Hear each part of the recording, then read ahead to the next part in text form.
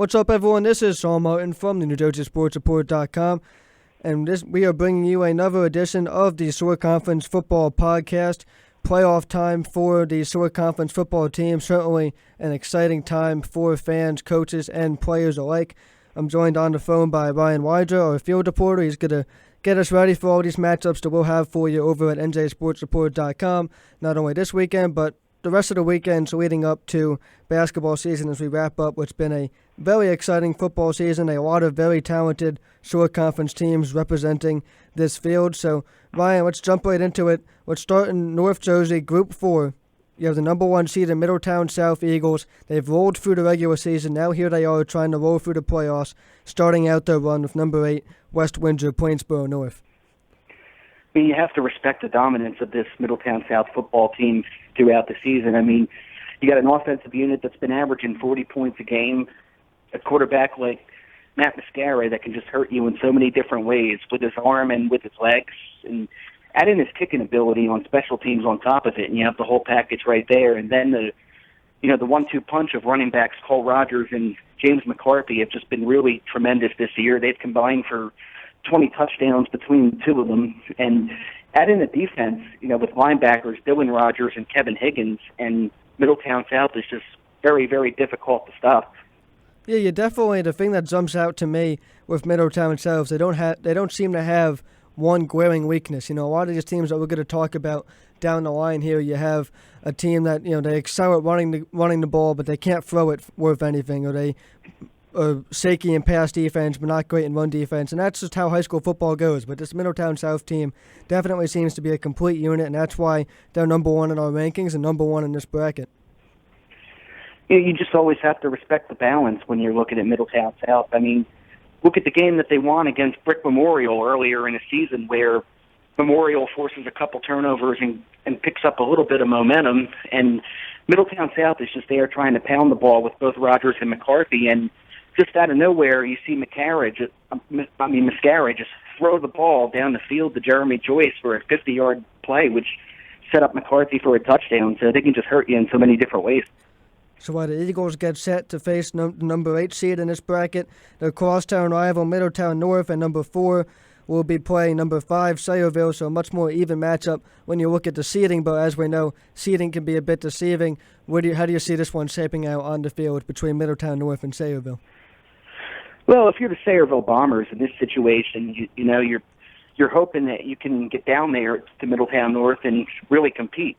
The last matchup that Sayreville had against the Shore Conference didn't go very well when they were defeated 47-27 by Manalapan earlier in the season. So, you would hope that quarterback Jason DeMild gets off to a really good start. He's one of Sayreville's best athletes. And, they're also going to try to pound the ball with Mike Liberty. So, they're going to look to control the clock and try and keep a very efficient Middletown North offense off the field, which is led by quarterback Donald Glenn, who's in his 3rd year as a starter. He's been up there since he was a freshman and has turned in another fantastic performance this year, throwing for 1,500 yards and 13 touchdowns.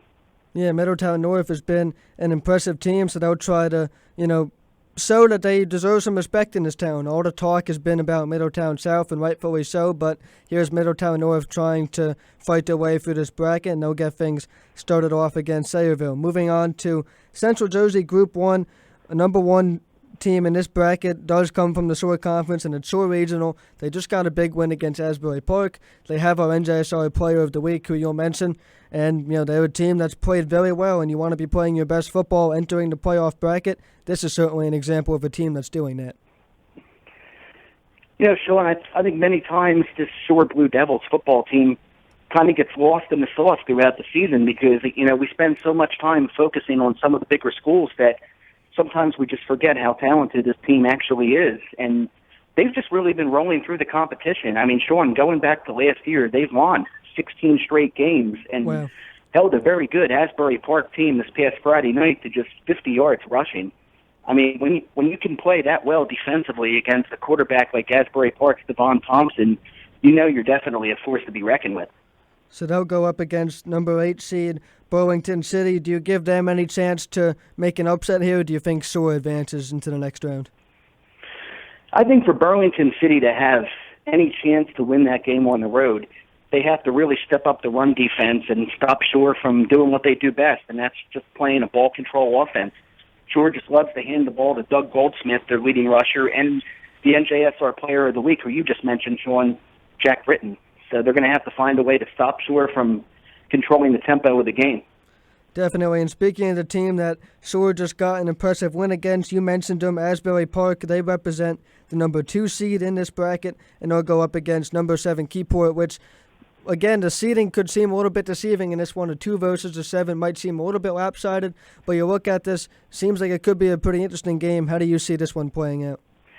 And you know what, Sean, that's another good point right there. This is a game that you really want to pay attention to, and you know, you look at it being a 2 versus 7, and automatically you think, all right, well, there's a little bit of a separation here. But when you look back at the regular season meeting between these two teams, Asbury Park only defeated Keyport 28-21.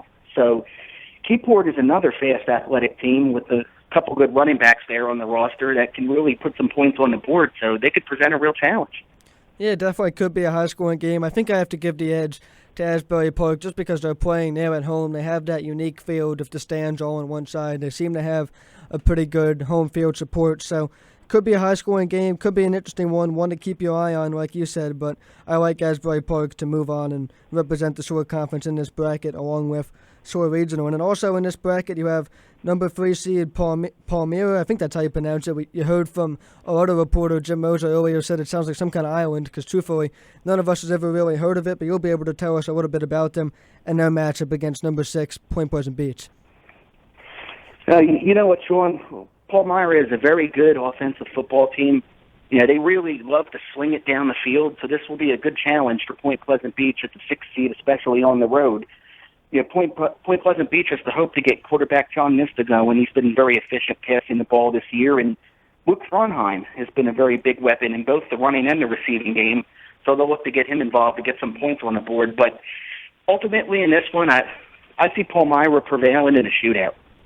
Yeah, it definitely could be a shootout-type game, especially when, you know, the thing you notice right off the bat with a lot of Group 1 teams, but especially a smaller one towards the smaller end of the scale like Point Pleasant Beach, is the fact that you're going up against a passing type of offense in Palmyra, like you pointed out, and you know, thankfully, some of these teams just don't have the rotations defensively to be able to keep up with it. You might only dress 3 or 4 defensive backs. Those guys are going to get tired. You can't rotate guys in, and it opens up a chance for them to put points on the board. So definitely seems like we could have a lot of offense in all the 3 matchups that we talked about in this bracket, and some interesting matchups. Again, number 1 Shore versus number 8 Burlington City, number 2 Asbury Park versus number 7 Keyport, and number 3 Palmyra versus number 6 Beach. And then that'll take us to Central Jersey Group 2, where, speaking of Beach, take the short drive over to Point Pleasant Borough, and that's where you'll find them in action against number 6 Raritan, a rematch of a game that we saw a few weeks ago. Point Borough came out on top, and Ryan, they've really been an impressive story so far this season. About 2 years removed from that 1-9 season, Point Borough is back in the playoffs, and they think they have a real shot going up against Raritan here on Friday. And Sean, you have to respect the job that head coach Sean Henry has done with this program. I mean, don't forget, this team was 1-9 just 2 years ago, 5-5 last year, and now ultimately are 8-1 and want to share the Class B South Division title. So they're definitely a team that you want to take seriously. You know, brothers Noah and Nathan Husak are very strong runners out of the option offense, and they've been very productive for Barrow all season long. You know, Gene Franceschini has been very good on the defensive side of the ball. Came down with a game-winning interception this past week against Lakewood, which was a very huge victory for the school. So this is going to be a very big game on Friday night. In the previous meeting, Barrow was able to edge Raritan 33-27 in a shootout where the game just really kept going back and forth. You know, the main thing for Barrow is going to be, can they once again hold running back Derek Ernst, who's a huge weapon for Raritan? And you know what? Remember, this Barrow defense held Lakewood star running back Amir Tyler to just 40 yards on 14 carries this past week. So if they come in with the same strategy and they come in with the same kind of aggression on that side of the ball, they have a very good chance to pull this one out. Yeah, the Borough run defense will have to be what we've seen from it all season. They can't let this be a game where they get let down. They've certainly shut down with some top-name running backs, one that you mentioned, Amir Tyler from Lakewood. So they've done this before. They're going up against Ernst. The thing I'm watching for in this game is what offensive adjustments Point Pleasant Borough makes, because Raritan's had a look at that triple option. No, you don't want to get too far away from it and completely change your identity. You're not going to say, okay, now we're a team that goes out and throws it 40 times a game. Obviously, it's not going to be too much different. They're still going to run the football, but Raritan's had a look at it. They know what to expect now. Can Coach Henry, who you mentioned, add a couple wrinkles to this offense, make a few changes that might make a couple big plays, and this game might come down to 1 or 2 plays? I think in that situation, Sean, if you're Raritan, the biggest mistake that you could make is just to assume that Point Pleasant Borough is going to run the football all day long, where they have done a lot of that all season. You got to remember, too, that they have 2 very good weapons on the outside in Devin Connolly and Hayden Fry. And it was a pass to Connolly that put Borough in scoring position on that final drive where Noah Cusack eventually scored the winning touchdown against Lakewood. Yeah, so Point Borough, an impressive team. 2 years removed from a 1-9 season, they represent a 3 seed in Central Jersey Group 2, and they'll get kicked off against number 6 Raritan on Friday at home at Alsana Field. And in Central Jersey Group 3, a lot of games to get through here, and it starts and ends with the number 1 seed, the RFH Bulldogs. That overpowering defense will get the number 8 seeded Rahway. Now this is going to get really interesting in this bracket, Sean. Especially with Rumson, who were in Group 2 last year, now move up into Group 3. Rumson, the Central Group 2 champion over the past 2 seasons. So to see what this is going to be like with them in this bracket, this is certainly going to be a show to watch. And you mentioned that Rumson defense. Once again, they've been one of the most dominant across the shore. You have junior linebacker Mike Ruane, who's had 100 tackles this year, and it's just been a force swarming to the ball. And Max Frang being back there with him as well as another great linebacker at the position. And, you got to look at that Rumson secondary, who was almost impossible to throw on, with players like Mike Caruso and Lachlan Hull. They've just been dominant across the board. Yeah, Rumson, a defense that will keep them in every single game, so they're going to be a force to be reckoned with, because if you can limit teams offensively, you're going to keep yourself in a lot of games and ultimately have a chance to win late, which is something that they've also been able to do. So what does Rahway have to do to try to exploit this Rumson defense? We know it's not going to be easy, but what can they do to compete on the road here? You just got to find a way to control the game. If Rahway can run the football, if they can get even 3-4 yards every time that they touch the ball, they can control the tempo of the game and they can keep it low scoring and keep quarterback Michael O'Connor and the offense off the field. So they'll be going up against the number 1 seeded Bulldogs in the Central Jersey Group 3 bracket. And then the number 2 seed in this bracket is Ocean Township. A pleasant surprise on this season. They've put together a very nice season, and now they try to make a deep run in the bracket, starting off their run against number 7 Hamilton West. What are you looking for in this game? And you want to hold on to your hats there, certainly, if you're an RBR fan. RBR defeated Ocean during the regular season, so there's a lot of people in that camp that weren't happy about Ocean receiving the number 2 seed. But you know what? You got to look at the schedule that Ocean has played. I mean, they did have a victory over Middletown North earlier in the season, which was very productive. Middletown North being a Group 4 team allows them to accumulate more power points. And you just got to look at the overall play from the offense. I mean, Kenny Pickett has been very solid at the quarterback position. He's been very good with both passing the ball and running the ball, too. And, you add in the speed of a running back like Tyler Thompson coming out of the backfield, they've just been able to dominate opponents. Yeah, Ocean, a very exciting team. And you mentioned RBR, so let's talk about them as the number 3 seed in this bracket. What a season they have put together. I had them in their game against Neptune, was very impressed with what I saw from their defense. They ran the ball well, had a lot of composure on both sides of the ball. You and Jim had them in the game against RBC. We know what happened there, probably their best win in years. And now they find themselves in the playoffs, some unfamiliar territory. They have the high seed at number 3, and it draws them a matchup against number 6, South Plainfield. They just have a lot of athletes on both sides of the ball. And I know, Sean, you mentioned that game that they won over RBC earlier in the season that I had with Jim Rosas. And, one thing I can tell you about is at the end of the game when I was talking to running back Aleem Godse about how huge of a victory that was for the school. And if you go back and listen to that interview, just the emotion in his voice, how hard the team has worked overall. I mean, don't forget, this was a team that lost to RBC by scores of 53 and 49-0 over the past 2 years. And to go out there and get a win on their home field, especially the defense coming up in a big way, stopping Eddie Hahn on that 4th and 2, that was really huge overall. Yeah, RBC, a team that you really don't know what you're going to get from them in this year's playoffs, but we'll get to them a lot later. Still a lot to get to with the public matchups and with RBR kicking off against South Plainfield tomorrow, which we just broke down, and that leaves us with our last game here in the SOAR Conference with the Central Jersey Group 3 bracket, and that's number 4 Hopewell Valley versus number 5 Mattawan. Mattawan, a team that's played pretty good defense, has had some struggles on offense, but they've picked it up as of late, and now they try to carry that momentum into the playoffs. You know, I said at the beginning of the year when Mattawan opened up their first game against St. John Vianney that they were going to have a little bit of a tough stretch because they did have some injuries. They were missing star quarterback George Pearson for the first 3 games.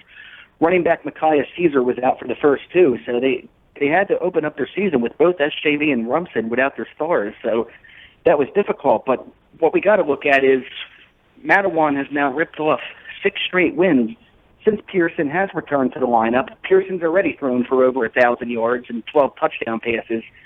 Caesar's about to go over 1,000 yards, more than likely in this next playoff matchup tomorrow night. So you got a team that's now clicking on all cylinders. Everybody is healthy, and they're looking to get back out there, defend their title that they won last year, and win another one. Yeah, so that'll wrap up that bracket, and then to wrap up Central Jersey as a whole, we move to Group 4, where we find both the Brick schools paired up against both the Jackson schools. Our first matchup is the 1 versus 8, and it's the Mustangs of Brick Memorial, a very impressive team, going up against surprise team number 8, Jackson Liberty. Let's start with this. What chance do you give Jackson Liberty to be able to pull off an upset here against Brick Memorial?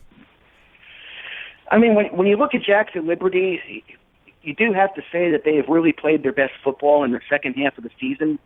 I mean, they did have that tremendous 25-22 upset over Point Pleasant Barrow that pretty much got them the power points they needed to get into the postseason. So you do have a team that's riding a bit of momentum right now, but as far as heading into Brick Memorial and trying to win on the road, I think that's going to be a very, very tough task, especially with the offensive and defensive line of Brick Memorial led by brothers Anthony and Mike Noble, who were about as dominant as they come. And, you know, when you look at the Brick Memorial offense, quarterback Tim Santiago has just had an unbelievable season, rushing for 1,250 yards, and add in fullback Tony Thorpe to their attack, who's also piled up 800. I mean, the Mustangs do what they do best out of their triple option. They know how to control a clock, and they know how to win the game.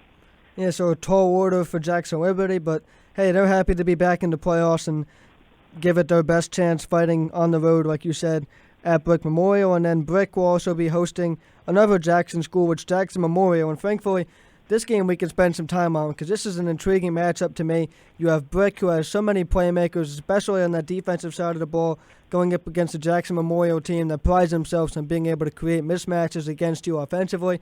But it hasn't been that smooth sailing that we expected from this Memorial team all season long. This is a game that's really interesting. What are your thoughts on it? You know, Sean, before I even start breaking down any kind of X and O's when it comes to this matchup, I mean, there's just so much history between these two teams and just so much emotion when it comes to all the players. I mean, when you talk about two teams that just want to go out there and just absolutely batter each other from the opening whistle, these are the teams that you're going to see out there tomorrow night. I mean, and they played to a 2-0 score early in the year. During the regular season, with Brick winning the game during the year, and then Jackson Memorial winning on the road in the playoffs by a score of 44-0. Jackson eventually winning the section. And then you had the game this year where, in many ways, some people would argue that we really didn't get to see what type of a matchup this would really be because of the horrific weather conditions we had going into that October 9th matchup, which Brick took 2-0 on the basis of a bad snap that went out of the end zone. Yeah, definitely, not what you can expect from tomorrow's game as long as the weather that we expect holds up, which will be, obviously a little bit colder. We start to get colder as the playoffs go on here, so bundle up if you're heading out to the fields, but we won't see the rain and the mud that led to a, like you mentioned, 2-0 Brick win. And, I do think we're going to see some points on the board. If I had to make a pick, and I'll ask for your pick after this, hesitantly, I'm going to go with Brick. They're at home. I think they'll be able to get after Jackson Memorial defensively, get some pressure on the quarterback, maybe force a turnover or two, and just put in some points on the short fields and win a very close, very exciting SOAR Conference playoff football game. Sean, I think what's going to be very interesting to keep your eye on is whether Jackson Memorial quarterback Dan Barker will be active for tomorrow night's game. Barker has missed the previous 3 for the Jaguars to end the season, so that's obviously a very big part of the Jackson offense. I mean, it's going to be very important for Jackson to be balanced out there, especially going against the number 1 defense in the Shore in Brick, who has only given up 5 points per game all season and has pitched 5 shutouts. I mean, when you have linebackers like Corey Wilson and Dean Hostowski out there, you know they're going to be going after Jackson Memorial running backs Mike Golick and Vinny Lee all night. So Barker's presence on the field is going to be very important. You know, once again, he'll be a game-time decision. I know Brick has also had some issues at quarterback on the offensive side of the ball.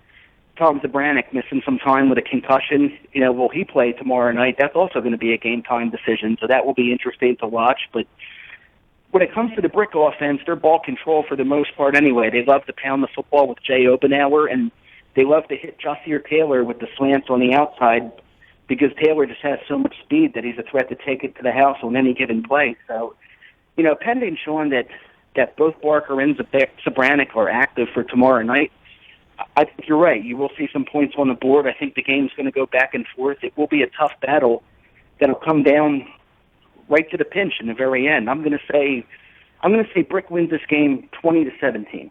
So you get a score prediction there. Again, a game that everybody's going to want to keep an eye on, and I think everybody will be keeping an eye on. Definitely one of the marquee matchups that we have right here in the first round. So if for the people that say, the first round of the playoffs are never that great, yeah, you have some matchups that might be a little bit lopsided tomorrow, but you also have some great matchups that we'll have covered for you here at NJSR, such as Brick and Jackson Memorial. And you can hear a little bit more on these matchups to give a shameless plug to myself on my show here on WMSC tomorrow upon further review. That'll be from 4 to 7 Eastern time. I'm going to get a little bit more into these games, maybe even replay this podcast for you. And if you want to give me a call, if you're heading out to the field, I'd love to hear from you before you head out there. 973-655-4256 would be your number to call. I'll have the show info all up for you on NJSportsReport.com along with that podcast. But let's move on from that.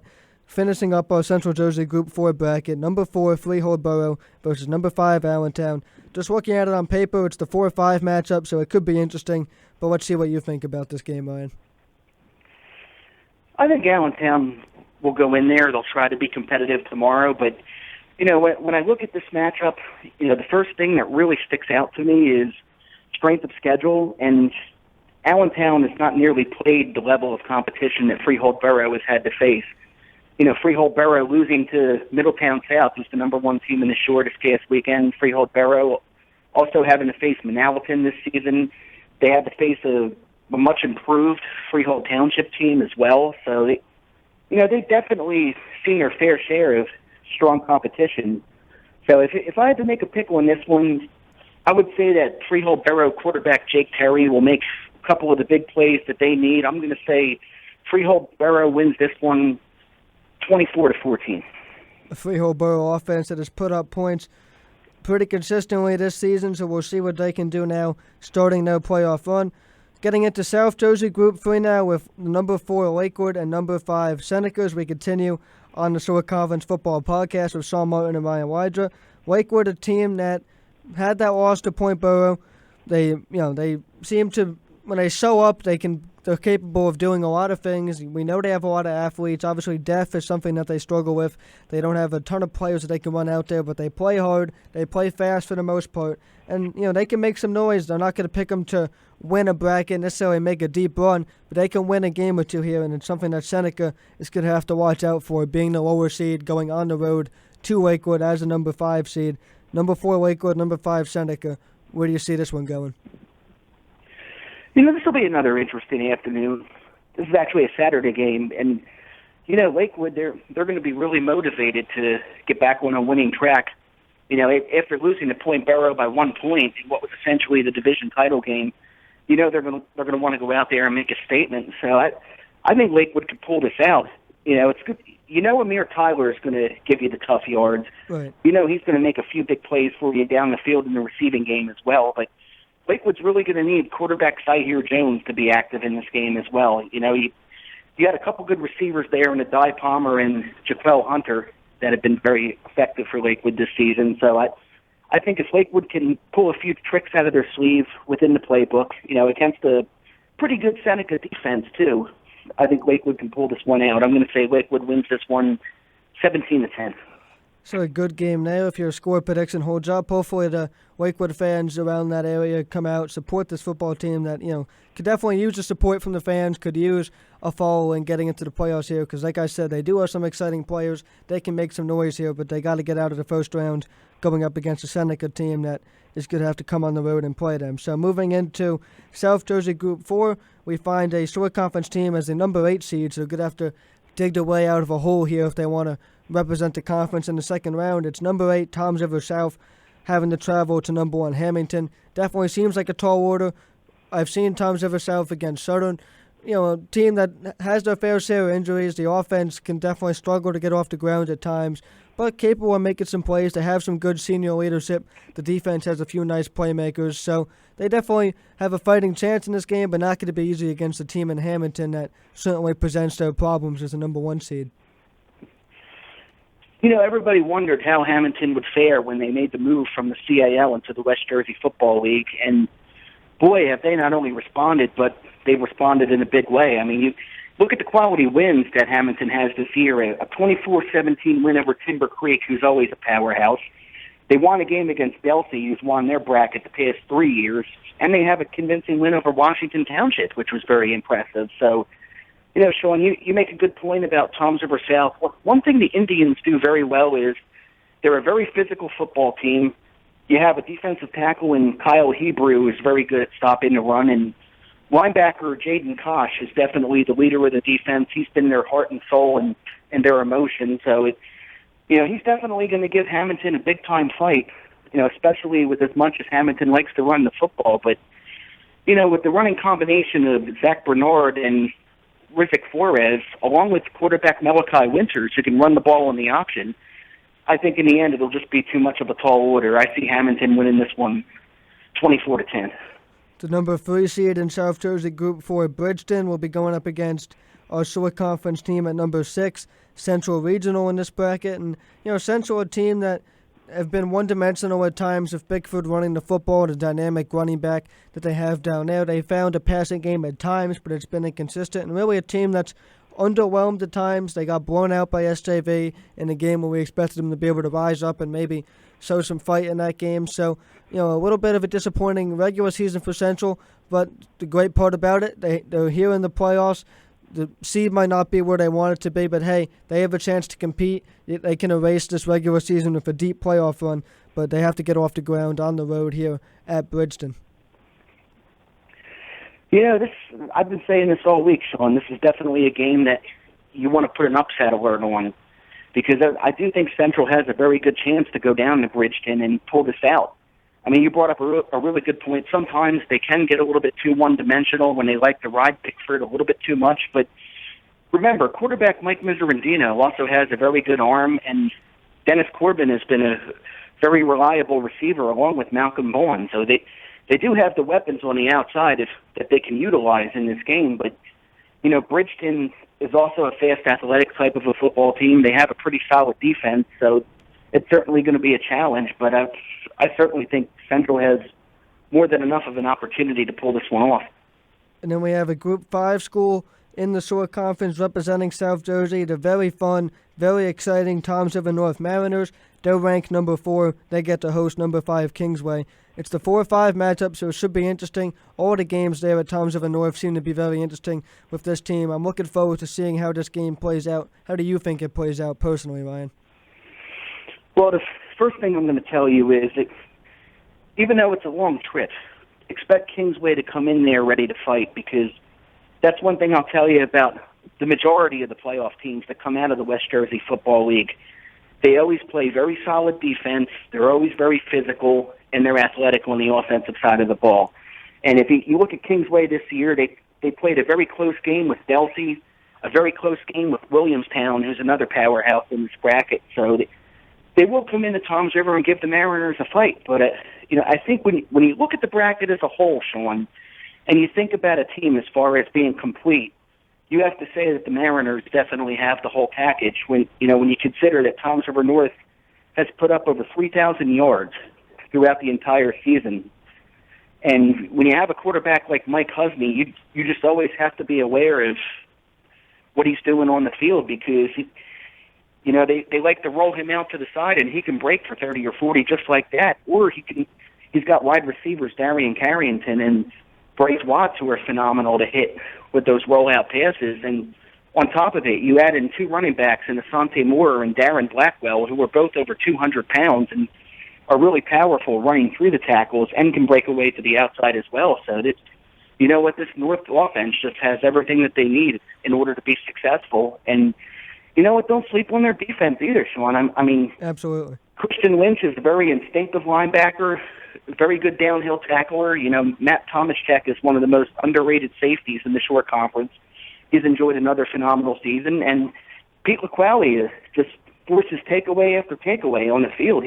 Sometimes he just tends to sneak up on opposing offenses. I've seen him make so many plays this year. So when you put all those elements together, Sean, I think Toms River North has every opportunity to be able to compete with programs like Cherokee, who's won this bracket 2 years in a row, and Williamstown and Lenape. I mean, remember that Toms River North, when this group were a year younger last year, they upset Lenape in the first round when they were the number one seed. Absolutely. This Toms River North offense has been very fun to watch. You mentioned all the playmakers, and how about a shout-out, and you gave him a shout-out with our Player of the Week a few weeks ago, to this offensive line, because as we know, in any level of football, you can have all the playmakers in the world.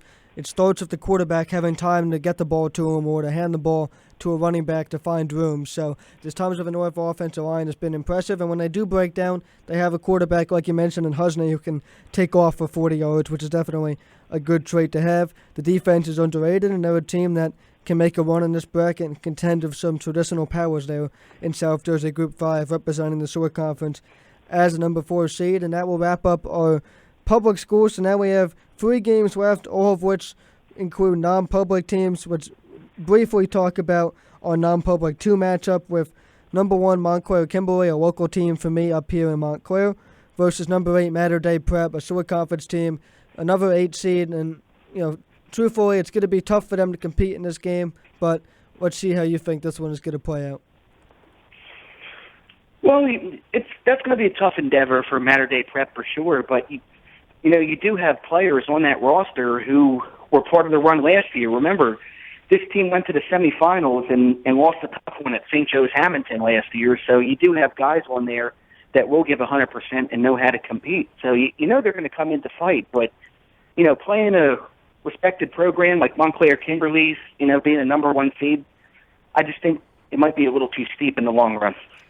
Yeah, definitely. But, we know all these programs around the Shore Conference, like you said, do compete. So expect the Mater Dei Prep team to come on the road, and if their season does come to an end, compete to the very last whistle and, show that this conference, to the people up here in North Jersey that will be watching this game, so that the Shore Conference deserves respect from the top to the bottom. And that brings us to our last 2 games, non-public 3, and this is where we have some fun with these matchups. There's some good teams here in this bracket, and one of them is the number 1 seeded St. John Vianney Lancers, and that dynamic offense led by Anthony Brown, getting things started against number 8 Donovan Catholic, another Shore Conference team, and a team they've beaten already once this season, pretty convincingly.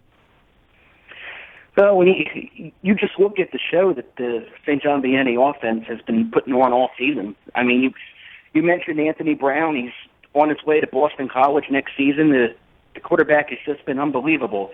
He's already thrown for 27 touchdowns this year. He's thrown for 1,700 yards.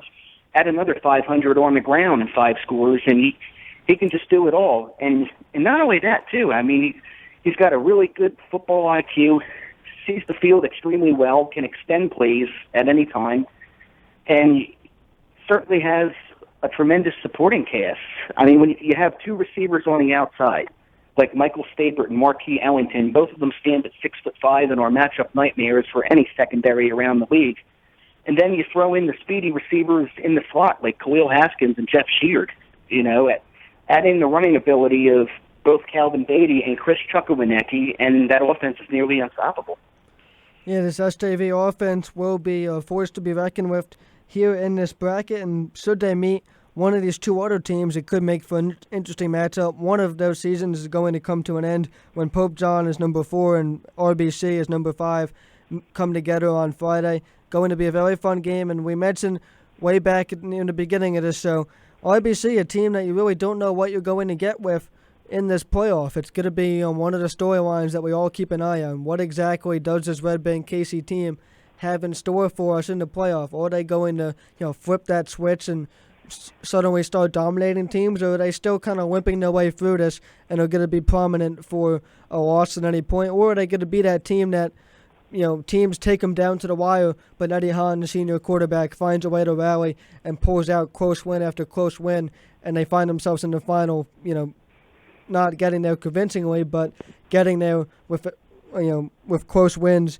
and fighting their way to that final spot. So RBC, a team that you have to keep an eye on, getting things started on the road at Pope John as the number 4 seed. The Cases are the 5 seed. Where do you see this one going? Sean, I think for the first time in many years, I've never seen a community on edge when a team has a 7-2 record. Right. And when you build up the type of reputation that RBC has over the past 6 years, with lopsided victory after lopsided victory, and over 5 years of beating shore conference competition, I think you lose a few and people's eyes really open and say, all right, well, wait a minute, what's going on? But I think what a lot of people failed to forget was RBC did graduate some major talent off their team that won this bracket last year. And you know what? It was going to take a little while for these guys to really be able to gel as a whole. I mean, you had 3 new starters on the offensive line. You had 2 new starters at the running back position. You have the superstar quarterback, Eddie Hahn, who was a little banged up at the beginning of the season after a torn meniscus injury. So, he really had to get back into the lineup and get comfortable again. But if you notice, towards the end of the season, you saw Eddie Hahn throwing for 300 yards, and then you saw where he had 380 in the game against Ocean. And you saw this past game against Jackson Memorial that RBC won 21-10, where Eddie Hahn really just took over that game in the second half.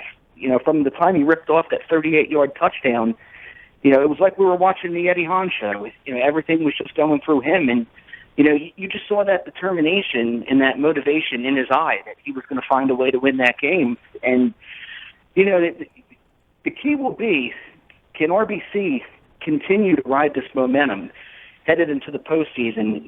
Coming off a very tough loss to Ocean, where they lost in a shootout in the last minute, 42-35. Coming back with that impressive win over Jackson Memorial, and now going to Pope John. I think RBC can take this one, but it'll be very close. Yeah, you mentioned Eddie Hahn. He's going to keep them in these games, not only with his talent as a quarterback, but with his senior leadership, with the fire and passion that he brings to the field. And you pointed out a few other weaknesses for this RBC team. There's times where Hahn has done his job, putting up 40-plus points against Ocean, and the defense lets him down and still loses that game. So he's going to need other players on his team to step up. That's what it's all about for all of these 21 short conference teams that will start their playoff run here this weekend, is finding guys that can step up. But obviously Eddie Hahn, a guy to keep your eye on, trying to lead the RBC Cases back to the championship, getting things started against Pope John, and that'll put a wrap on our short conference football podcast. Look for a few more of these as we go on throughout the playoffs, and be sure to check out NJSportsReport.com. You can find both of us on Twitter, myself at SourceSportsNJ. Ryan is at SCHoops1. Ryan, anything else you want to add before we get ready to watch some football here on Friday and Saturday? I just hope everybody's ready to have some fun tomorrow night. That's the most important thing, first of all. And, just get out there to the field, enjoy the matchups, and enjoy the ride. It's going to be a fantastic month coming up.